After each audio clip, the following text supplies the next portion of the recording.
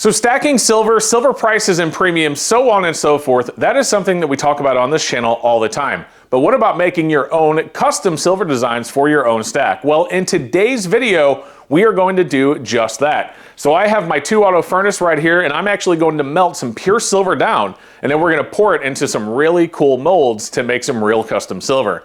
Then after we're done doing that, we are going to then go over to our LaserPecker 4, and we're going to laser engrave our silver to give it even more customization. So that's what we're going to do today, but I do want to give you a disclaimer. If anything that I do today looks easy, it is by dumb luck. This is certainly not easy, and there are a lot of risks that you take when pouring silver. Molten silver is very hot. If it gets on your skin at all, it will hurt. It will burn through you, and if too much gets on there, it could be even worse. Additionally, you could burn down your house and more. So make sure before you do anything like this, you know the precautions that you need to take and the risks that are involved. And additionally, same goes for the laser, because if you don't take the proper eye precautions, you could even go blind. So now that those disclaimers are out of the way, let's get started by putting some pure silver into this furnace, melting it down, and I'll show you how we pour it into the mold. How would you like to win 500 Silver Eagle coins just like this guy? Yeah, this is Kevin. Hi Kevin, this is Dr. Tyler Wall, CEO of SD Bullion. I'm calling to let you know that you won the SD Bullion giveaway of a monster box of 2022 Silver Eagles. Unbelievable. That is awesome. If you want your chance to be like Kevin, make sure you head over to sdbullion.com/silverseeker and enter today. All right, so the first thing we're going to do is get started by turning on our furnace and showing you the silver that we're melting. Now keep in mind, whenever a furnace is on or when it's hot, you never want to touch it no matter what, unless you already have protective equipment on to do so. This furnace has not been on in weeks, so it's ice cold.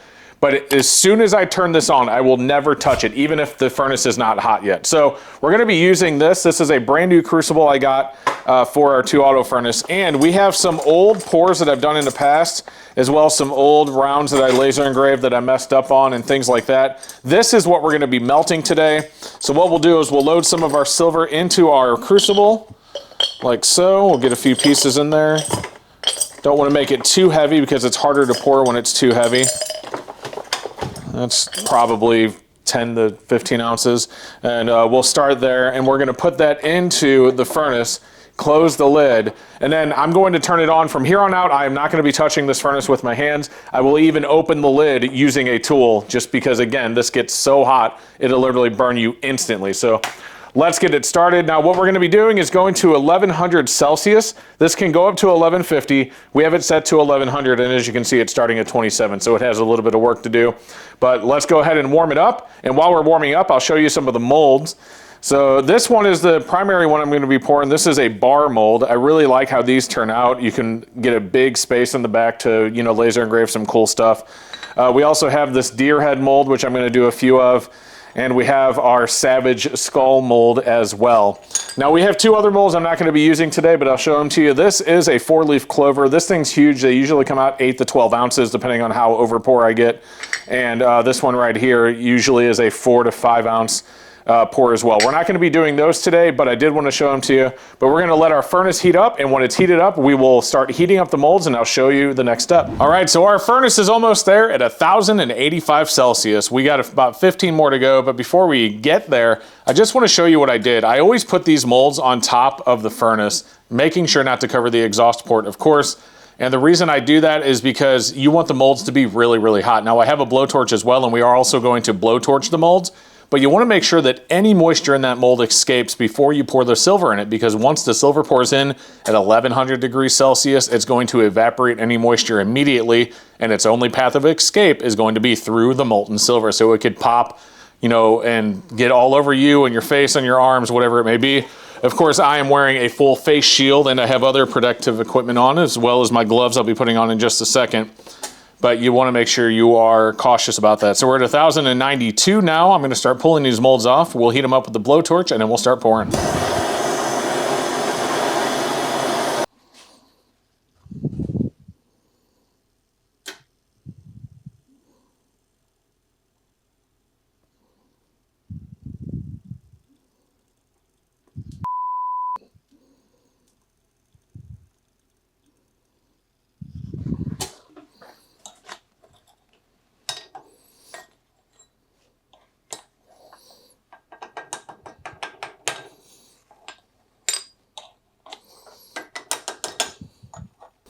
All right, we're going to take our pours and we're going to put them right into our quench bowl.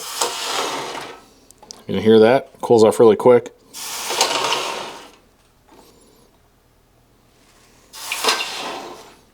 All right, so needless to say, our deer skull, that is going to be remelted. That is way over poured, and we even had some runoff onto the stone. Our skull looks fine. We will definitely keep that. And our first bar looks pretty good. We'll keep that one as well. We'll polish it up a little bit on my bench polisher over here, and then we will laser engrave it. But we're going to do some more pours. I'm going to remelt this, get a little bit more silver in the crucible as well, and we'll pour some more.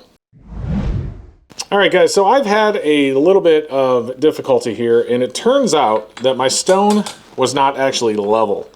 So that is the reason I've had some issues with the pours, which I'm not going to put on camera, but just gives you an example. When I said earlier that this isn't as easy as it looks, it is definitely not. All right, our silver is ready. Here we go. Now that we have this level, we'll try and pour really slowly and get a couple of good pours here. Just so you guys know, I did get one more good Savage skull, so we're not doing that mold anymore. I got the two that I wanted. I want to get two of these deer skulls, and then after that, we're going to try and do a lot of bars. So here we go.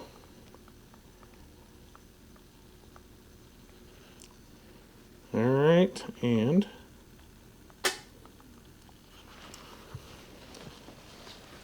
all right, well, I don't know how that bar is going to turn out, and I'm a little bit concerned about the deer as well, just because I had a little bit drop in, and then the rest dropped in. Well, all right, the bar looks good, if not a little thick, and the deer looks good as well. All right, so leveling out our pour area here definitely has helped. So we are done with the deer skulls. That is the two that I wanted today.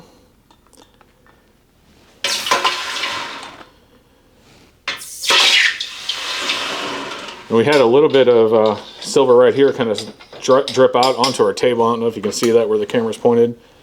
But that is what you want to avoid, because that is going to probably be lost silver. I will try and recover that, but may not be lucky. All right, here we go.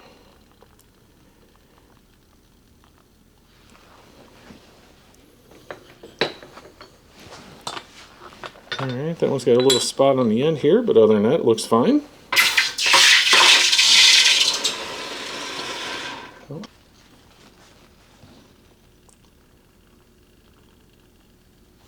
Oh, that one came out good.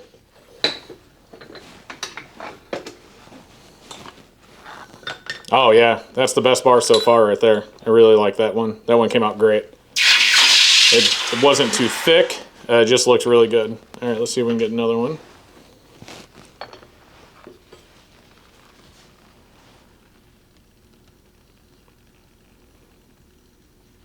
All right, here we go. Now we're starting to get there. That one looks good too. Oh yeah, I mean, it's a little bubbly on the back, but that's all right. It'll laser engrave just fine.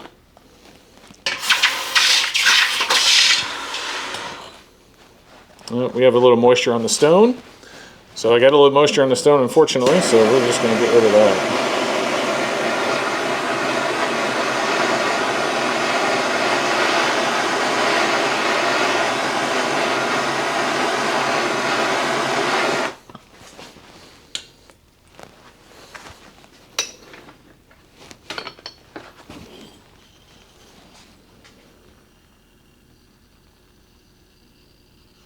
Oh yes, another one.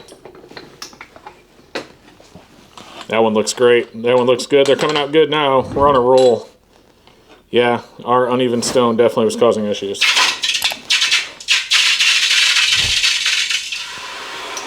Alright guys, so I don't know if I have enough in here in the crucible for another pour, but we're about to find out. It feels very light, so we may be out of silver. Yep, that's all she wrote right there.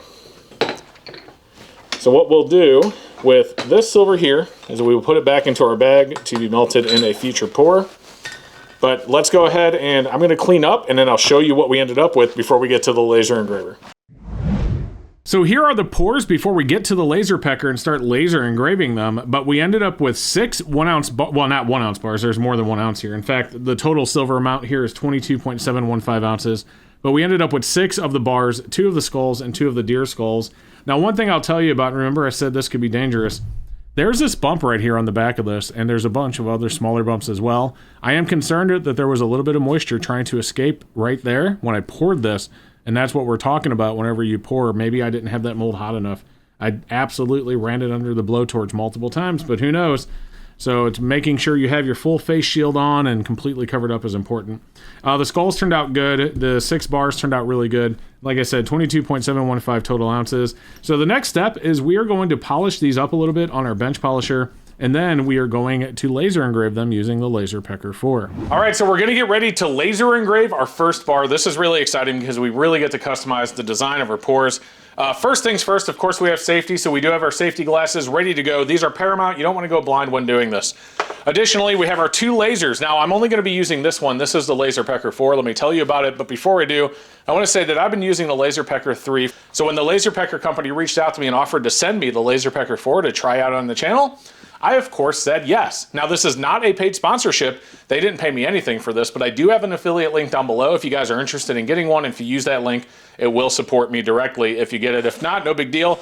These are really cool, though, and I want to share with you what we're doing today. So I want to tell you a little bit about what this does, which makes it better than the 3. The LaserPecker 3 has an infrared laser, which is really good for like metal and things like that. The LaserPecker 4 has 2 lasers built into one machine. So with the touch of a button on top, I can switch between the blue laser, which is good for things like wood, or the infrared laser, which is good for things like metal and other materials.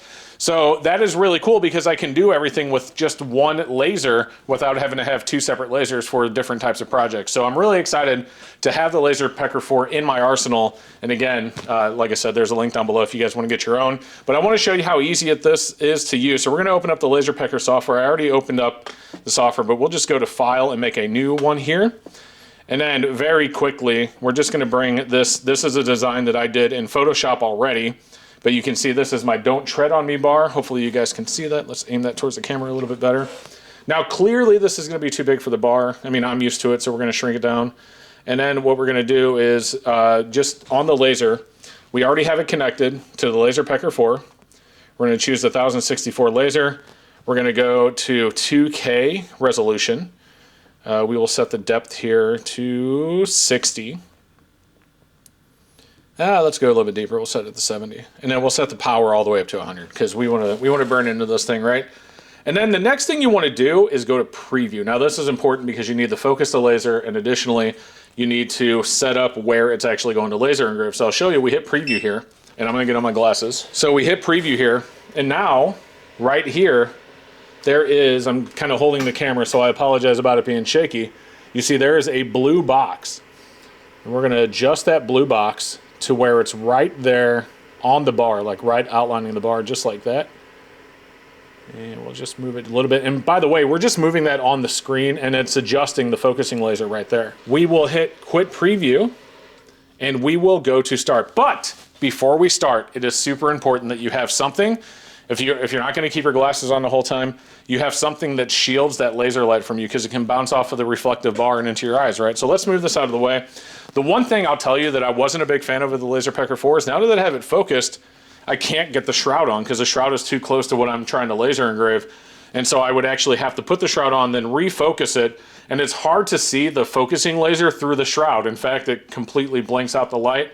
So unfortunately, I'm not going to use the shroud. I've come up with my own solution. And as gimmicky as that solution is, it's a cardboard box. And so I literally put the cardboard box around it. And yes, I do stay with the laser the whole time in case something happens, in case something starts on fire. But that's not anywhere close to the laser. The reflection isn't going to cause it to burn. But I have this box right here that I cover it with, which is a lot easier than putting on the shroud.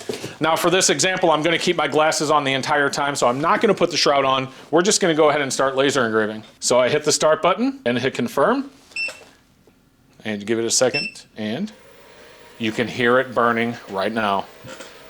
Let's focus the camera on it. I'm holding the camera, so I apologize. But you can see, even with the glasses, just so you know, I am looking away. I'm not staring directly at the laser light. I put the camera up there for you guys to see. But of course, I do have my safety glasses on, as everybody should.